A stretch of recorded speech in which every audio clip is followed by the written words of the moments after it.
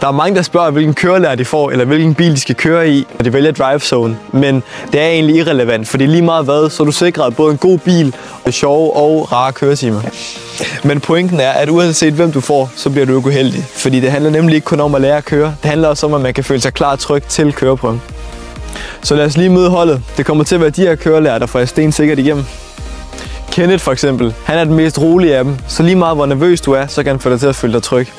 Og så har vi Louise. Hun vil udfordre og motivere dig, så du bliver bedre tur for tur. Så har vi Lasse. Han er Slagelses yngste kørelærer, så hvis du gerne vil blive klar til køreprøven med en ordentlig musik, så skal du køre med ham. Så har vi Allan, som jeg selv har kørt med. Han er altid i godt humør. Han er lidt irriterende, detaljeorienteret, men du skal nok komme til at hygge dig, mens du lærer at køre bil. Kørelærernes mål er at hjælpe dig med at køre sikkert og hjælpe dig med at bestå teoriprøven og køreprøven i første forsøg. Så uanset hvilken bil du vælger, så får du de bedste kørelærer, de fedeste biler og nul bøvl.